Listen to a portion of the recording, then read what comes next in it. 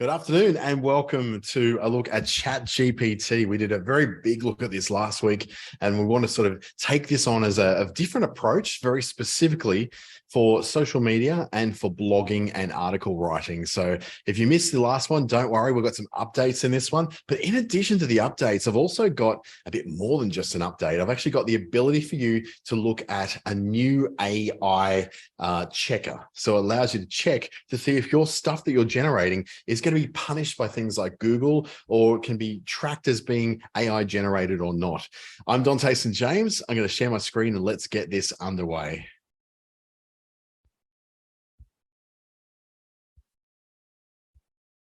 All right, we're ready to go. Now, what we're going to be doing today is looking at a few live demos. I'm going to give you a little bit of theory in there and sort of teach you what it all sort of means and how it works. But mostly what this will be is a live demo where I'm going into the tools themselves to show you how they work and how you can make use of them as well.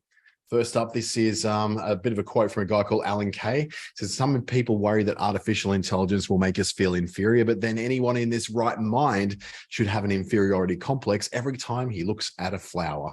Have a think about that. It's a little bit cerebral. It's a little bit out there, but think about it. There's nothing to be afraid of. We're going to look at what ChatGPT is.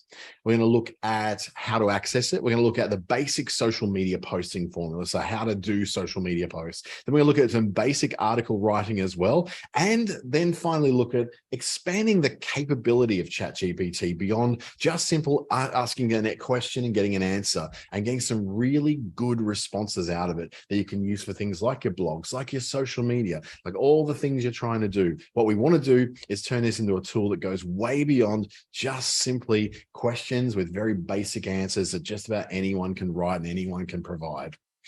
This is where you start. chat.openai.com. Now, you will have to register for an account on there. It's going to do a verification through your mobile phone. So make sure you have a mobile phone handy if you haven't already signed up for it. I'm assuming pretty much everybody on this call has probably already signed up for it or is looking to sign up to it eventually. Now, also remember, you can ask questions along the way here if you're live on this call. If you're watching this through the business station on my own YouTube channel, please do put your details down below and we'll be able to answer those for you in the comments on YouTube. So what can ChatGPT do? The basics of what it can do is to generate text responses to questions you ask it. You can get it to make suggestions. It can provide advice. Now, whilst I don't really like the idea that it provides advice, it's kind of a little bit of fun when you're telling it to act as a therapist or telling it to act as a financial planner. It can provide quite on the spot and quite accurate instructions. But of course, like anything, you have to take it all with a grain of salt and then check for yourself what some of the better options may be, or whether this is an option for you at all.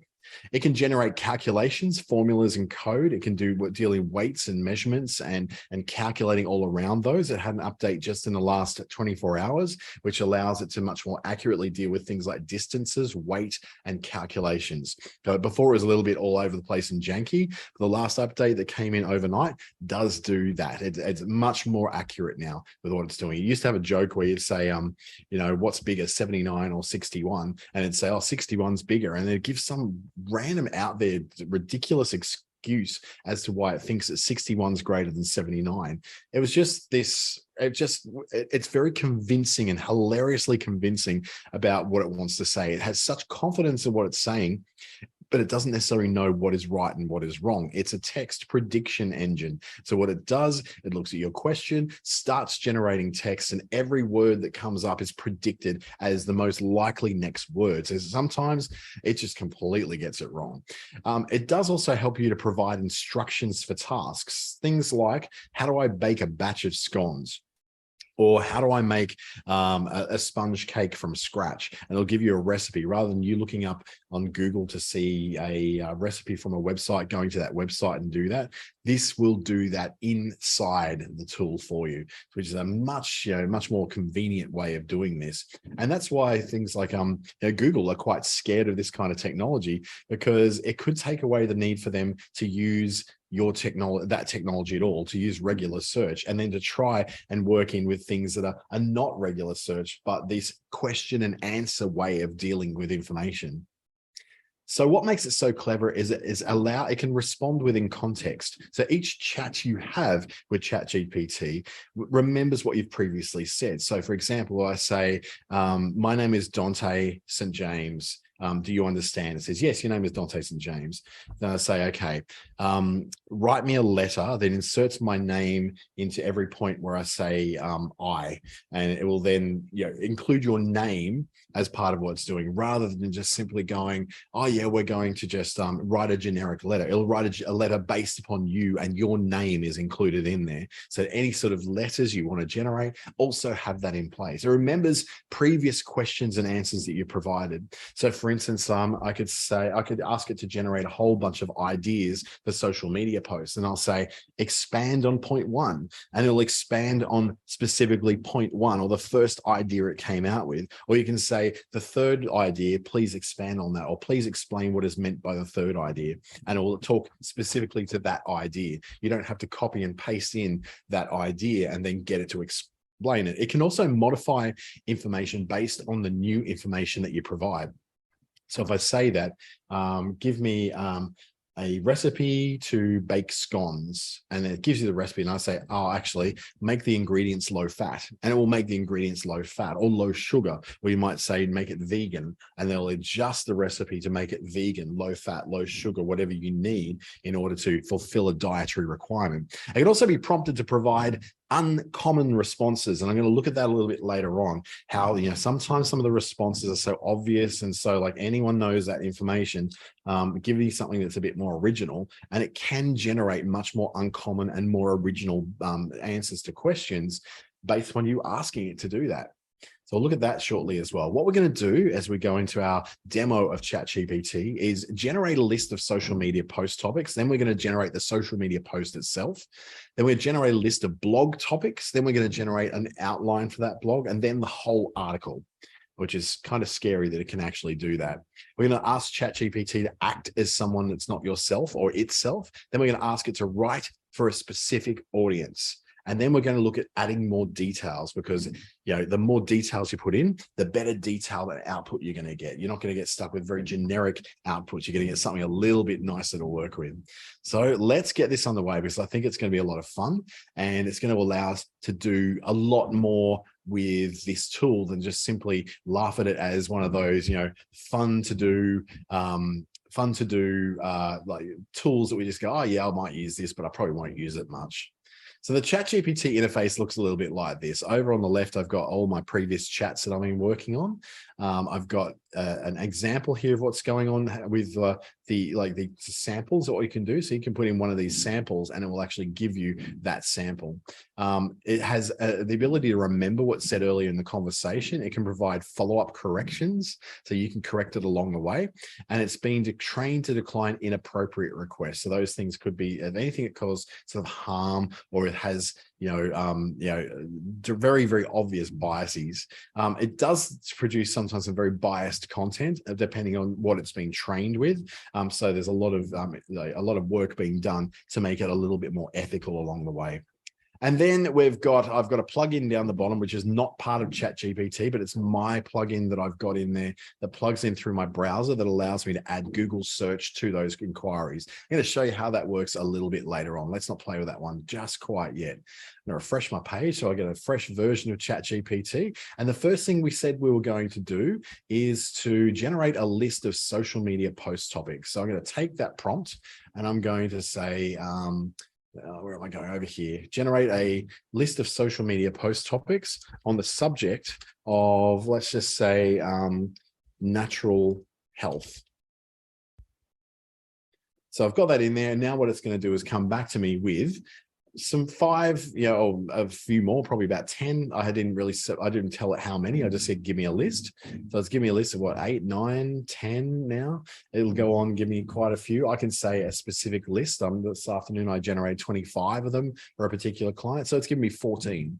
So in those, I said the benefit of herbal remedies, top 5 natural ingredients for skin. We've got the role of aromatherapy in reducing stress and anxiety, the connection between gut health and overall wellness. Now, what I might want to do is narrow that down a little bit. So I said, it's for the subject of natural health.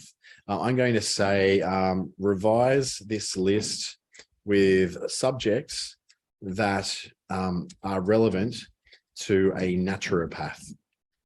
So I don't want, benefits of yoga. That's not a naturopath area. I don't want, gut health necessarily. I want to see what a naturopath would say.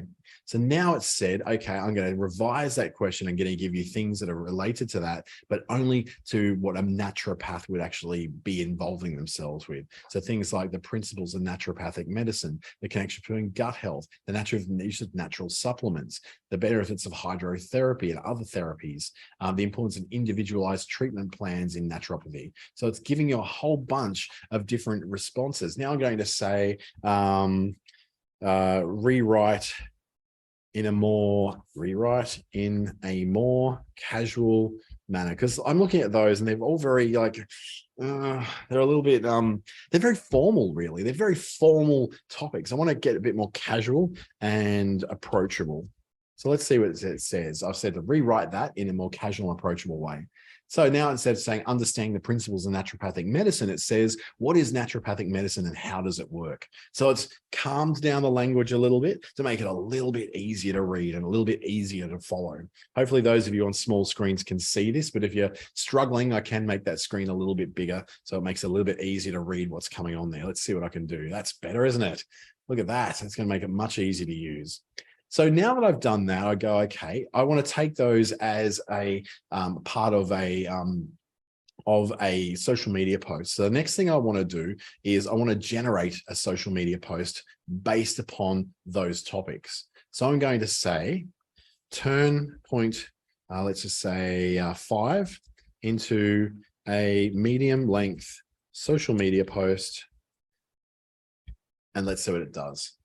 So feeling overwhelmed with stress and looking for ways to cope, naturopathy has got you covered. One of the core principles of the holistic approach, and it goes on and starts generating a complete social media post. Now, I look at that and go, oh, I can't really put that on Twitter. It's a little bit too long. I want it to be a little bit shorter. So what I'm going to do in this same chat, I'm going to say, rewrite this for Twitter.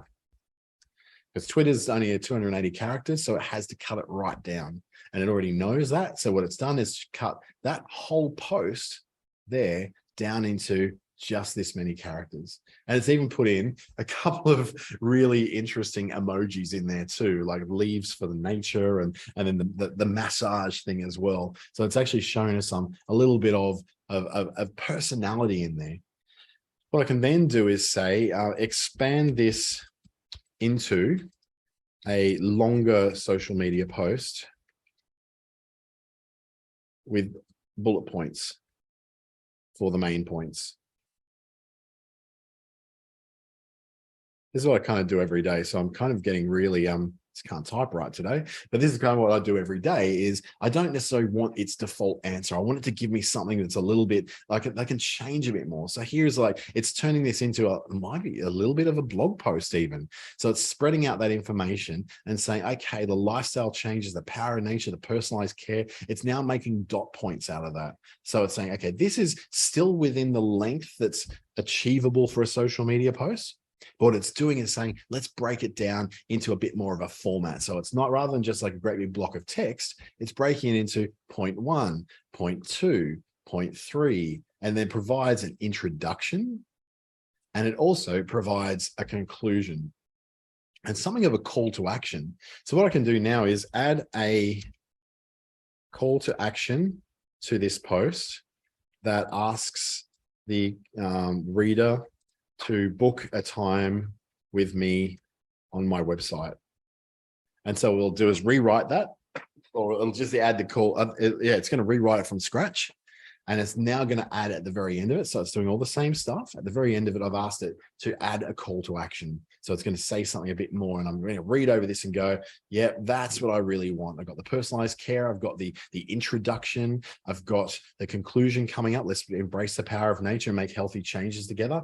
And now it's added the call to action. If you're ready to take the next step towards reducing stress and promoting wellness, book a time with me on my website today. So it's then going to put it all into the context of that, knowing that a call to action usually happens at the end of a social media post. That's pretty amazing work when you look at it. Let's look at a whole new subject. Now, what I want to do, I don't want to bring all this learning into my next subject, the next kind of business I'm going to write social media posts for. So what I might do instead is then start a new chat up on the left-hand side. And then it then gives me a fresh canvas to work with, because I don't want to apply my natural health topics to the next thing I'm going to write about, which is going to be about, let's say you're a copywriter. We're going to make you a copywriter. So I want to generate a list of 10 social media post ideas for a copywriter. And you can insert whatever you want in there. Like if you've got your particular the area that you work in, you can do that. So what you can do is you can share a motivational quote or inspirational story, look at a behind the scenes look at your business. So this is not giving me the social media posts themselves. It's giving me ideas for what I'm going to do. And I go, okay, I kind of like this. Okay, highlight a customer success or introduce a new product, share tips and tricks related to your industry. Give me 10 options for which one was it? Point 5. So I'm asking it to give me 10 options for that. Let's see what it comes up with. It should give me 10 social media posts. Here we go. Here's the ideas for those posts. Time-saving hacks for your daily routine as a copywriter. Techniques for improving productivity and focus. Strategies for effective goal setting and achievement. Not specifically about copywriters. So what it's done, it said, oh yeah, I'm going to take that, and I don't yet have enough kind of context to work in to make it usable for you as a copywriter who's trying to promote your business. So what you could do is be a copywriter who's generally giving people advice on how to run their business, or I can change this and say, rewrite in the context of, social media posts for a copywriting business. So I'm telling it, I like the feel. I like the cut of your jib there. I like your style and your vibe, but you're not doing it for my business. Here we go. Share a time-saving hack for creating captivating social media posts. Teach your followers how to improve the productivity of their social media content. And I'm going to say, turn these into social media posts. Once it does the 10, so I've got the 10. Now let's turn them into social media posts. Attention all copywriters, want to save time and create captivating posts? Check out this time-saving hack. Maximize the productivity of your social media content. So these are doing these in very, very short bursts of posts. These are very short, sharp ones, maybe Instagram captions. They could be Twitter posts, but they wouldn't be anything particularly long. So I might want to expand those out a little bit. I'm looking at, number 7 is about building an online presence and standing on social media with these expert tips to do with copywriting. So I'll say, actually expand point 8 into a full post. Let's see what it does. Now it's writing out a post about that. Creating shareable, engaging content doesn't have to be a daunting task. As a copywriting business, we know the importance of creating content that not only captures the attention of your followers, and I can continue on there. It's now creating a dot-pointed, longer format post for me on social media. So now I've got that, I can say, okay, that's what I'm going to use on Facebook, or that's what I'm going to use on LinkedIn. And I can go over to Canva and create a graphic that goes along with that. I can take one of these points and I can take this sentence here and turn it into the words that are on the graphic that I'm going to do in Canva with that. Or what I can do is say, actually, I do want a Twitter version of this. So I say, convert this into a tweet. And then it'll make a tweet, or if you're using Mastodon, for instance, one of those newer networks, those ones that take a lot shorter posts, there we go. Maximize engagement by sharing shareable content, creating shareable content. So it's made something much, much shorter that's able to be used much more effectively for the networks that take very limited characters in them. So you can see how you can just start to generate a whole lot of these. This is what I did over Christmas, where I generated an entire year's worth of social media posts and ideas for 2 of my businesses, Clickstarter and SpeakStarter. One is a digital marketing agency. The other one is a public speaking coaching business. And both of those have got now their content done for the rest of the year. It took me 1 day to do all the content for both of those businesses, over 365 posts with graphics and the lot, just because I allowed this to generate the ideas for me. And then as I read through, I saw the things I liked, things I didn't like, and I trained it till finally I had 365 different things loaded down in my hub and spoke content model that I can use to easily then create those. So then one day was spent generating all the posts. The next day was spent doing all the graphics and then scheduling those in. So I do not have to post another post for the rest of the year for those two businesses. I still have to post my individual personal brand stuff, and that's where I come into here to often give me a bit of a lift. So if I got some ideas, so I have not posted my social media post today. I've been a bit slack with that. So what I might want to do is start a new chat, and I'll say, I am an expert in social media marketing. Definitely not an expert in typing, am I? And personal branding. Give me some options for a social media post that is thought-provoking,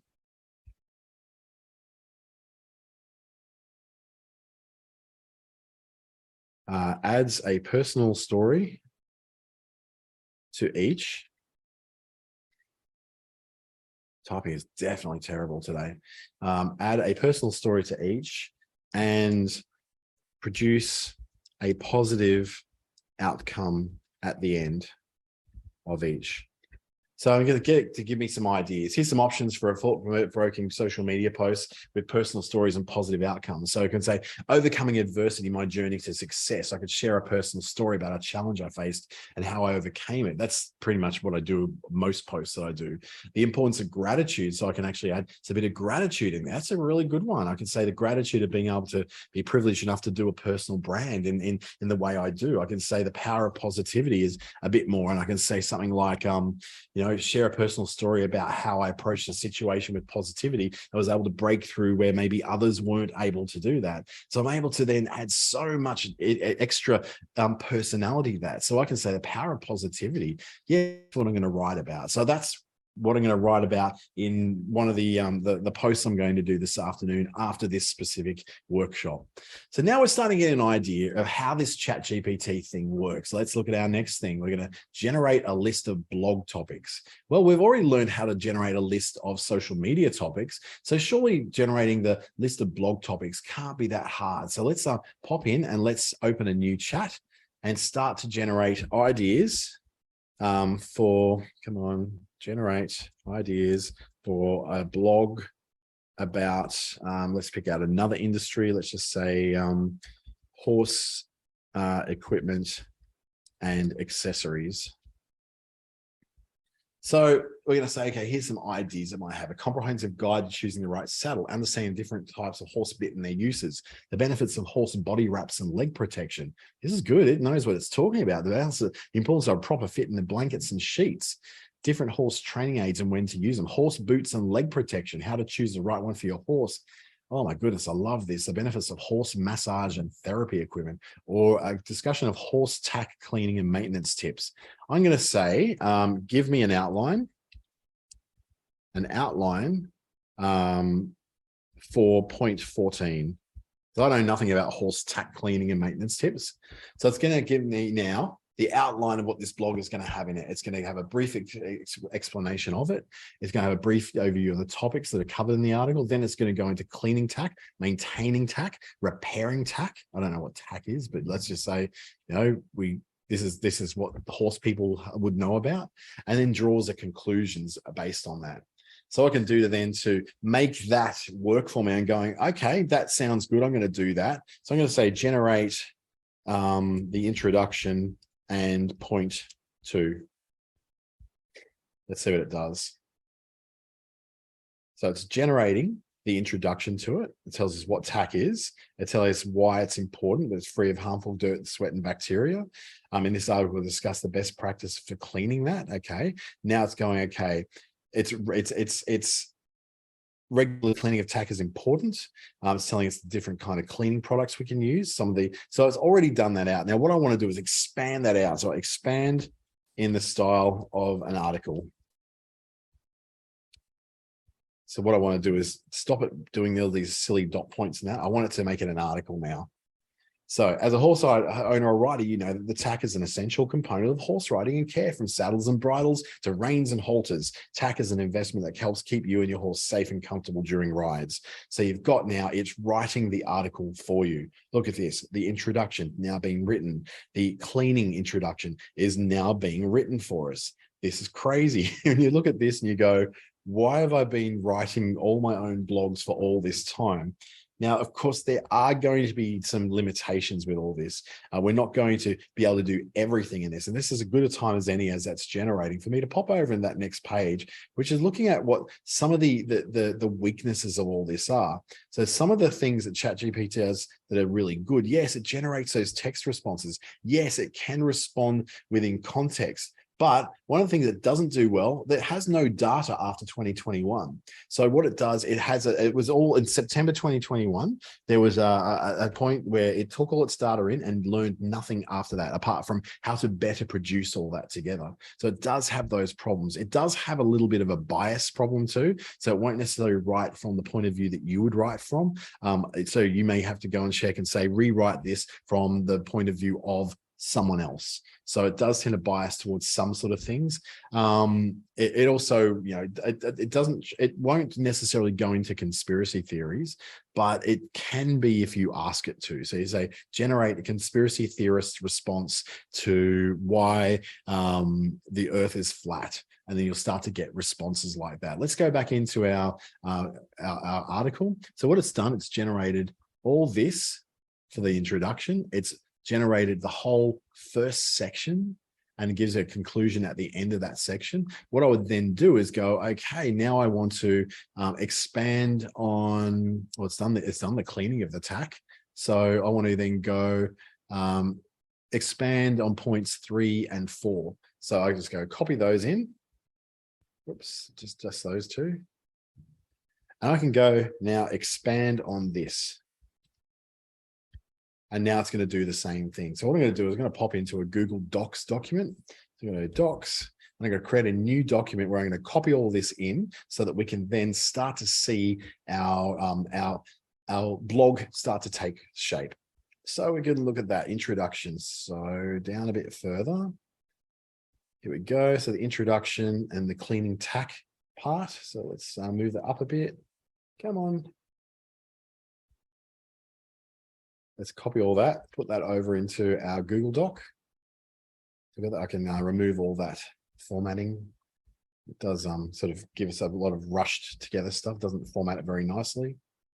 But then it's not really meant to have been used like this. I think it was really supposed to be a much more scientific thing.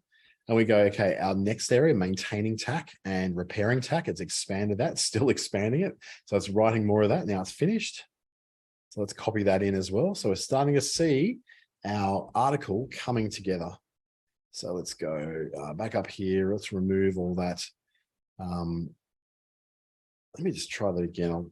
I know there's a better way of copy and pasting things in. I just don't do it very well sometimes. There we go, back down there, delete, and I'm going to go paste without formatting. That's better. Now it comes out nicely. So now look at this. I've got a 2-page long article and I haven't even finished it yet. So I'll go in here now and then say, okay, back up to where I was working.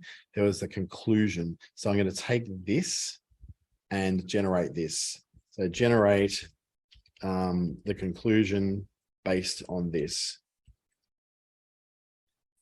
Let's go. So it's going to generate the conclusion for us now.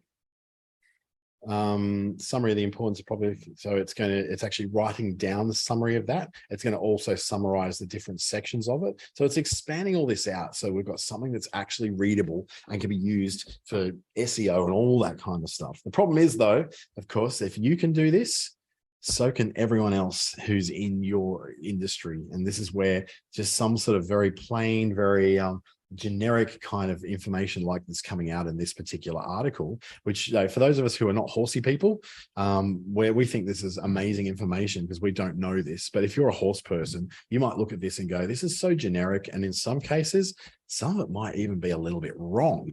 So now we've got our two 2-page long thing. I'm going to count up the words to see how many words they've got in here. So I go to view the word count.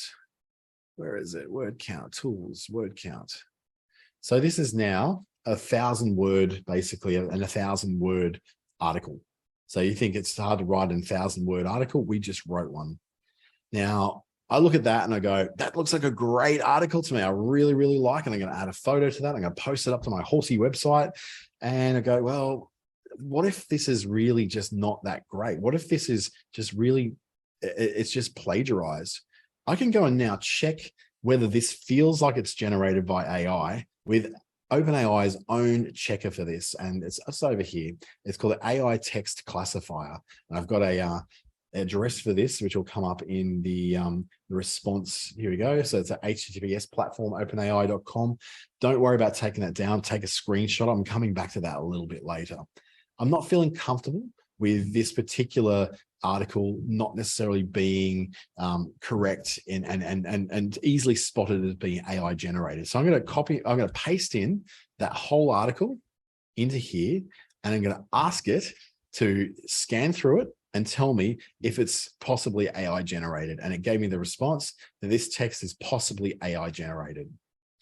Okay, that's fun. So what do I do if I want to make sure that I don't be seen as someone who's just taking AI generated stuff? I can go into other tools, such as there's one called Quillbot.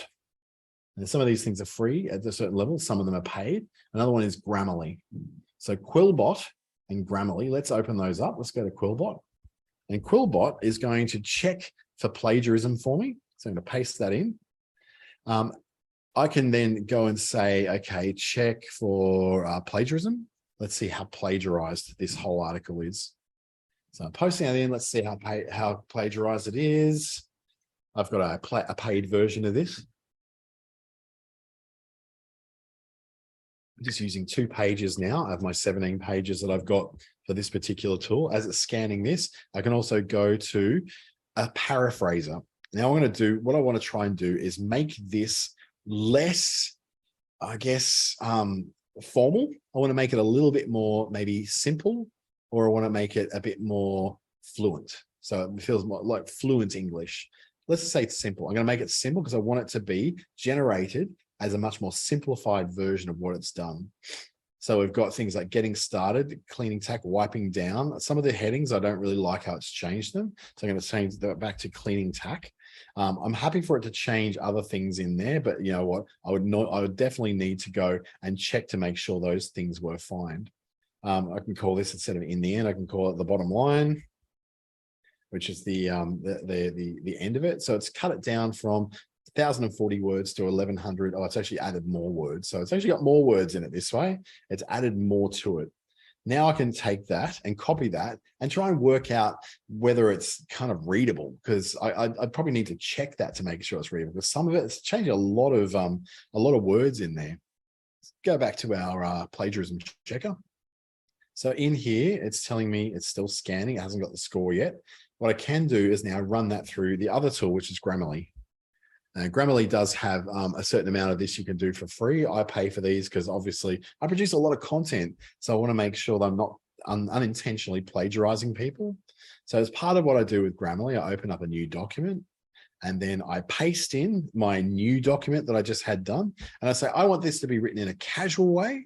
I want it to inform. I want it to be general audience who doesn't really know a lot. And I want it to be very informal. I don't want to be very formal or very professional. I just want to be real. I want to make it as readable as I possibly can. So let's go done. It's given me now 47 suggestions to work through. So instead of using important, I'll use an essential. If I'm sort of using this, if you own a horse or ride one, it gives me some ideas to write it so it's much more clear and easy to read. So as I go through these, I just wish there was a way I could just say, just take every suggestion, but it makes you go through all of them, all 47. So down to 44, I can rewrite things as I'm going along to make them better. I can take out the words that are really not necessary. They're just like filler words and guff words. And as I keep going down, I sort of change. I'm accepting pretty much every change it wants me to change. Down to 40, other grimes, some of I can say it shortens sentences down. It says, oh, this sentence is way too long. You may want to change this a bit. And I can change all these. I can continue to keep going on these. Let's pop back to Quillbot and have a look at how it's going with our plagiarism checker. Still going. So it's really struggling to come up with whether it's plagiarized or not. Now we've made changes to this now. So either if it comes up and says this is heavily plagiarized, that's okay. We're doing some work over here to make sure that we're making it far less plagiarized by changing the words to much more simple language and to a whole lot of different words as well. Gosh, there's a lot to go through, isn't there? I had to choose a long, complicated article, didn't I, to make this happen. So I'm going through here, still going through and changing all these suggestions. We're down to 28, added 28, 27 now, 26, and as I keep going, I can change these. I don't want to use the word important all the time. I want to use vital. We can use products. We can use something that's important, it's essential, and it's basically just making this a much easier to read and easier to follow article, rather than a really technical article that really has it has an ability to really turn people off. This one, the word tack, I don't actually want to change that because that's the word that's technically correct for this sort of thing. But it does, Grammarly is not that smart. It can't say, oh, tack means like direction, right? Or tack means like where you're trying to get. When so if we're going to fixing tax, we want to say, yeah, we want to say fixing. I want to keep fixing in there. Tax, I don't want to change that. So let's change that. Important, essential. We're nearly there, just 10 to go. So you're starting to see that this article is getting a lot more simple. It's getting a lot more, it's getting to the point now it's asking me to do a few more things that are asking for my opinion, such as, now I want to change this sentence to make it easy to read. A professional tack repair person. Yeah, there's definitely some ways I could have written that a lot better. Tack, I want to keep the word tack. I want to keep the word tack here as well. By having your tack fixed, yeah, I'll rewrite that for clarity to make it a lot simpler to read. You can confirm it will last a long time. You and your, stay, small, we're nearly there, I promise. It's not far to go now. And we're finally down to our last change. So we've essentially made this a completely different article from what we originally got. Now, what this will allow us to do now is Grammarly has its own plagiarism checker. So I'm going to do a plagiarism check. So it said here that with the changes we made in Quillbot by changing the language to casual, it has a 0% score for being plagiarized. So it's saying it hasn't been plagiarized at all. Grammarly now is taking the changed version we've got. I'm going to check it for plagiarism again, and it's a lot faster at checking for plagiarism. It's not as slow as what Quillbot is, but it does work in a very different way. And what it tends to do, it takes things out of their context. So it's saying that this is 4% of my article is plagiarized. That's great. That's barely anything. So I'm happy to go ahead without making changes, but I just want to make sure I'm not plagiarizing very specific things from very similar articles. So this one's about software design. So I'm going to ignore it because we're not writing that software. How to wash 5-finger shoes. I have no idea what a 5-finger shoe is. I might want to go and look at that and see if that's something to do with horses. So how to wash 5-finger shoes. No, there's Vibram 5 fingers. No, definitely not anything to do with horses. So I can ignore that one.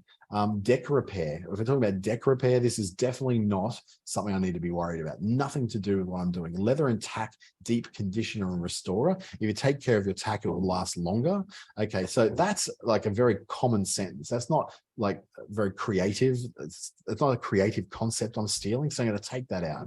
And how to take out earrings has nothing to do with what I'm doing as well. So we now know that this is 100% original. It's going to pass the plagiarism check, which means it's also possibly going to pass the check and balances we might put in something like our friend over here at checking the AI text.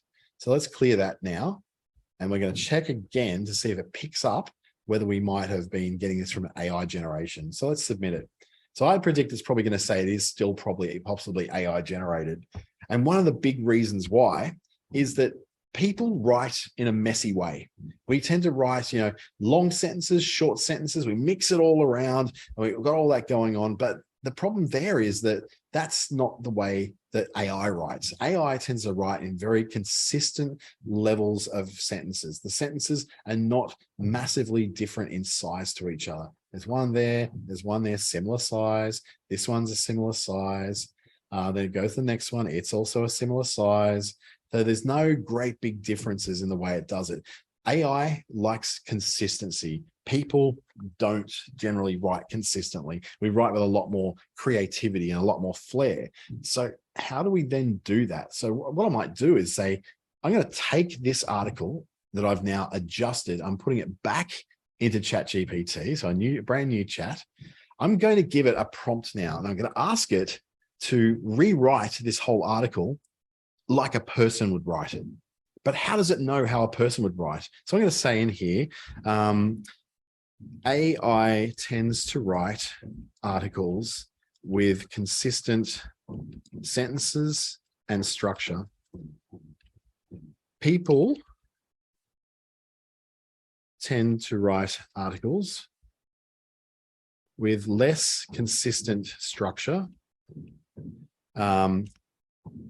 The concept of writing in bursts and showing less respect for grammar. Do you understand? So I'm asking if the bot understands what I'm saying. So they'll say, yeah, I get it. I understand. A is trying to write in a structure and grammatically correct manner. Okay, so what I want to do, take this information and rewrite the following.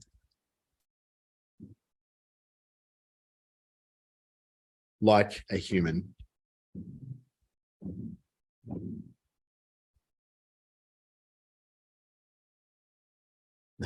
Sorry, I wrote the right thing. So let's take this information, rewrite this as a human. I didn't actually put the writing in there. All right, so now it's going to take all that writing I just provided and it's going to rewrite it with a lot more burstiness. It's not going to be anywhere near as consistent as it generally would be with like consistent sentence structure. So for instance, we're already starting to see a long sentence to start with, which is definitely not how AI likes to write. It then does a shorter sentence, and then it does a much longer sentence again. So what it's doing is taking all that and it's taking away all the structure of it and just saying, let's write the way a human would write, where it's got burstiness of long sentences and then writing in shorter sentences where it is. So it's a little bit less, it's a lot less consistent, a lot less structured, and it feels more like a person's writing this. What it's also done, it's made a lot shorter. It's written it in a much shorter format. So if I go now and run this through the text generator, now bear in mind this text checker only got released today. Like you're one of the first people to learn about this. So this is a very, very imperfect and still very much in testing thing. So I'm putting it in there, has this. Now we've moved on to, it is unclear if it's AI generated. We just passed the test. So we've gone and taken an article, which was very obviously AI generated. We've asked it to, based upon a writing pattern that humans tend to use, which is writing in bursts of uneven sentences and non-structure, to say, okay, now rewrite it like that.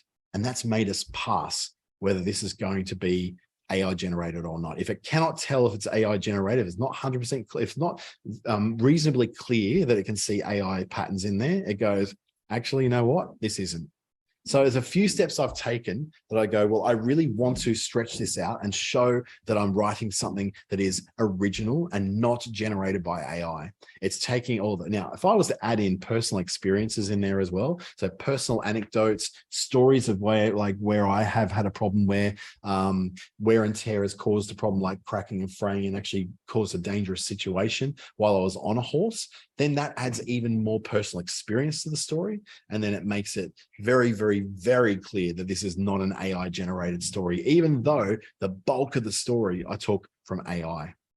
So there's different prompts you can put in there. So what I want to do is now show you, as we move on to this sort of the last 15 minutes of this webinar, is how to take those differences and contexts and the rehumanizing of what it's generating so that you can then generate much quicker content.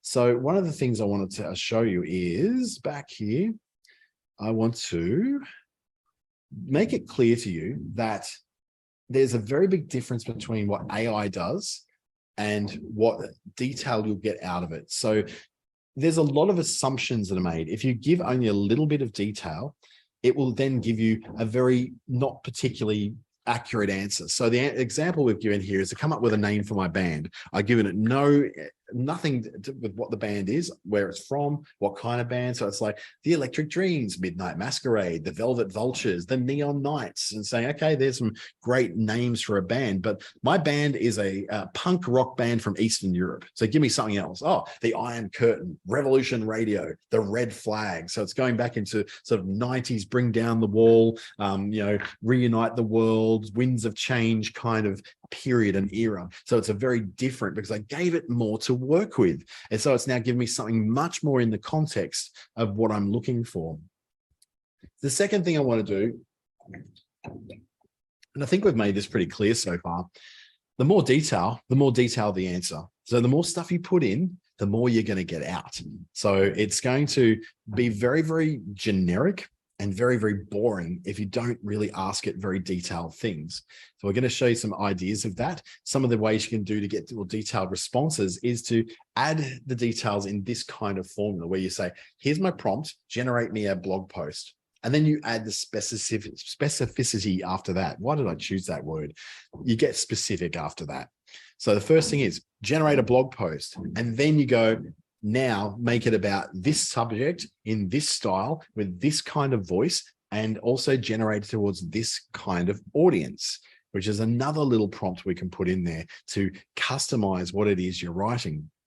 So to get specific audiences, what you need to do is establish a bit of context. Okay, make this for couples. Make this for couples looking for something to do on Valentine's Day.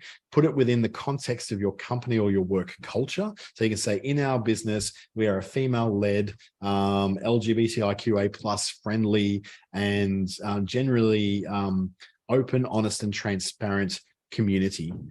Write an email to the company in this context about some upcoming layoffs that could be occurring due to financial difficulties. And so it'll generate that email for you within the context of a company culture that is the way I've described it. So it's not going to go out there all hard and fast and get really, really like, very aggressive, like the company culture might be a stockbroking firm. It's looking at something a little bit more gentle, and it's going to have that kind of talk, that kind of language and tone that is also a little bit more gentle. And then, of course, you're writing for the reader of the output. So you can actually specify that. So I'm going to go back into our Chatgpt, and we're going to write for a specific audience. I'm going to do this with, let's just say, a social media post. So give me 2 social media posts about the benefits of a skincare regime. The audience is women between 18 to 25. Be friendly, approachable,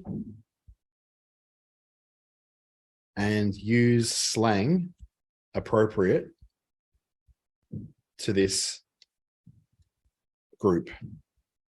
So let's see what it does. If it's going to write, skincare sis, don't sleep on the power of a solid routine. From clearer skin to confidence boost, taking care of your skin is #self-care goals. So it's now saying it in a much different language. It's not just saying, skincare is important to be taking into your life. It's saying skincare, sis, or it's saying, can we just take a sec to appreciate the power of a good skincare routine? Bye-bye breakouts, hello hydration. Trust me, your skin will thank you for the TLC. Don't forget, healthy skin, happy life. And so it's speaking in the language and in a vernacular that suits someone of that particular group and that kind of range. I can then span that out into a bigger one. So I can say expand point 1, because that's the one I want to use. So I love the skincare sis thing. So now it's this time, it's like, hey ladies, today I wanted to talk about the benefits of consistent skincare regime. If you're not already on the skincare train, it's time to hop on board. Not only does taking care of your skin help achieve a clearer, brighter complexion, but it also boosts your confidence levels. That's right. When your skin is looking good, you feel good, and that's a win-win. So you can see that the whole approach to this is so much more casual and so much more customized towards that particular audience. So this is where you go beyond just simply going, generate me a social media post. And you're going, generate a social media post containing this kind of mood for this kind of person. It's exactly the process that you go through when you're writing your social media posts or when you're writing your articles. You're thinking about it going, well, there's the things I want to say. Then there's the right way of saying it to a particular kind of group. And that group is these kind of people. You may also put something in there that you have to mention some kind of call to action in this. So I could say, add a call to action to visit the, let's just say, Skin Team Co website and check the range. So now it's going to take that same social media post and add into the context of that some sort of call to action to say, hey, go and check out the Skin Team Co website and check the range. So it's going back through the same stuff and your skin's looking good. Let's be real, who has a chance to spend hours in skincare? You don't have to. A few minutes a day makes a world of difference. It's going through the different things you may want to do. So let's make it a priority and show it some love. Who's with me? Let's make it happen and glow up together. If you're looking for some new products to add to your routine, check out Skin Team Co's range of skincare products. Trust me, you won't regret it. So it's throwing in a lot of that kind of language, which is so much better for us to, we actually feel like a person wrote this. This doesn't feel like AI wrote it. It feels so much more personal because it is relevant. It's much more relevant to the audience you're writing for. So that's a really important thing that helps you to get so much more out of Chatgpt. So many people are hating Chatgpt because it's kind of feels robotic sometimes, but that's because rubbish in, rubbish out. You put better information in, you're going to get way better information out of it as well. Now, this next point is teaching it to write like you, analyzing the following text for style and tone of voice. Apply that exact style and tone of voice to all your future responses. So if I want to take from my LinkedIn account the style of writing I did in that LinkedIn post, and I'm going to tell it to write me another LinkedIn post with that kind of stuff in it. So let's pop into my LinkedIn profile. I'm going to pop in and grab maybe, let's go this one. This has got a particular style in it. So I'm going to copy that. I'm going to say in a new chat, analyze this style of writing.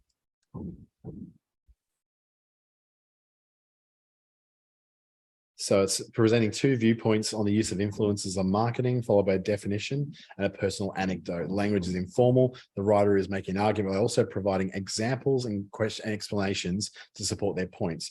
The writing style is conversationally engaging, potentially appealing to a younger audience. It just schooled me on what my writing style is like.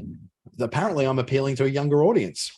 That's good. Didn't know I was. So what I'm going to do now is say, apply this writing style to a new social media post about using TikTok for the first time.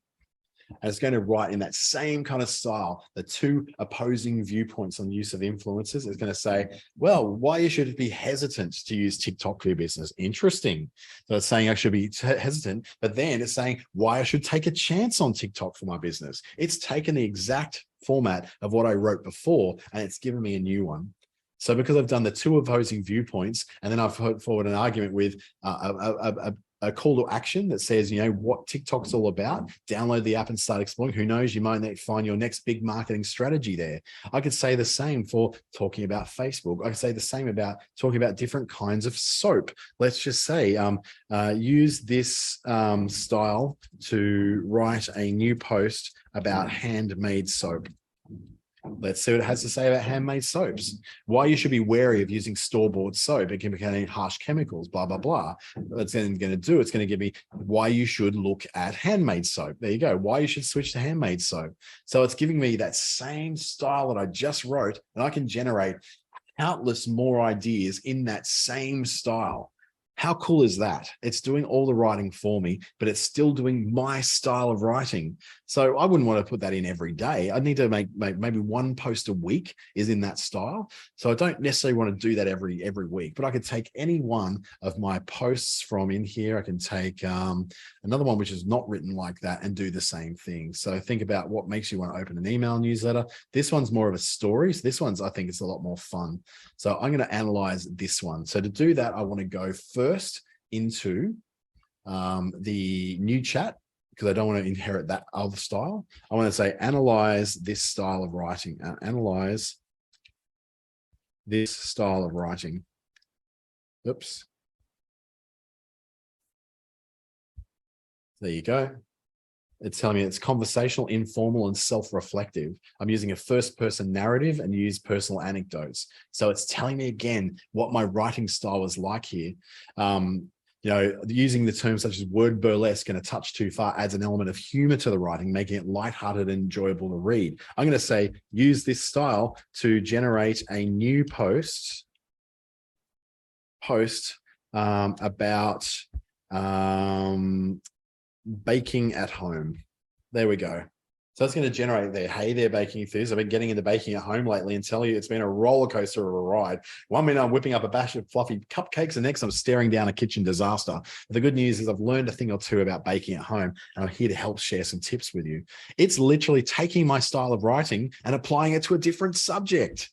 And it's going to have that same kind of style where it was saying that, for instance, conversational, informal, self-reflective. It's using elements of humor. I'm acknowledging my own flaws and weaknesses, using self-deprecating humor. It's exactly my style of writing. So what it's doing is saying, oh, I know how to write like that. Imagine the possibilities where you go and find someone whose posts you absolutely love, and you say, use that style, and then write me something about what I do with that same kind of style. I just turned my post on LinkedIn about oversharing my personal stories on a professional network and turned it into a post about baking at home and why you should bake and not beat yourself up too much about not getting it right the first time. Completely unrelated stories, but man, they can do a lot. One last thing I want to show you before we go is this plugin I've got, which is called Chatgpt. So it's Chatgpt. It's a plugin to Google Chrome. So it appears up on this little list of things up here, and you install it by just saying Chrome Chatgpt. And what it will allow me to do is turn that on. I want to then go, what is the best way to avoid flooding in Northern Australia in 2023. So what it's going to do is send off to Google and ask Google for all, and it's going to find 5 different sources about flooding in Northern Australia and how to avoid it. And then it's going to put together best way to avoid that flooding. So it's telling me, look, it's not specified in the results the best way of avoiding flooding. The news articles mentioned the impact of former tropical cyclone Ellie and the subsequent flooding in there. The flooding also made roads and bridges impassable. So it's telling me that there's actually a whole lot of things that it's putting in there and citing each of those answers that made roads and bridges impassable, which isolated certain towns and remote Indigenous communities. So I can then ask it and say, I'll turn off the web search and say, does this mean I should not drive to, let's just say, Halls Creek, WA? Now let's see what it ranks from that. It's not stated whether I should not drive there. However, they do mention flooding and impact on roads in the Northern Territory, which could indicate that some roads may be impassable due to the flooding. So what it's telling me is that, look, I can't give you that advice because that's life and death stuff, but it's sort of indicating here that maybe you might not be able to get through in the Northern Territory. And if you're planning to go to Halls Creek, you might need to check some more up-to-date road information. So it's allowing me to check current information from articles over the internet, which is something that ChatGPT does not do, and then come back with recommendations based on that. It could be just as simple as, I could ask something to do with something recently that happened, like the Medibank hacking or the Optus hacking, and ask for advice around that as well. There are so many possibilities in this world of ChatGPT. It's to the point where I just went, you know what, I need to I need to be doing as much as I can to educate other people on it and use it as much as I can, because this particular technology changes a lot. And what will happen is we can look at it and go, oh, it's rubbish. It's gonna give everyone the sack. That course is already bolted. Now we've got to figure out how to work with it, how to make sure we're equipped with this technology to be able to use it so we are not the ones that get sacked, right? Sound good? ChatGPT is great for generating outlines, but it will plagiarize and give wrong information sometimes. That's getting a little bit better over time. It is limited to data up to 2021, but I've got that little plugin to Chrome that allows you to expand into current web searches, and then it brings it into the advice or the articles that you're going to generate with it. You can expand on it. You can use it in lots of different contexts. You can write for different audiences and even in different styles.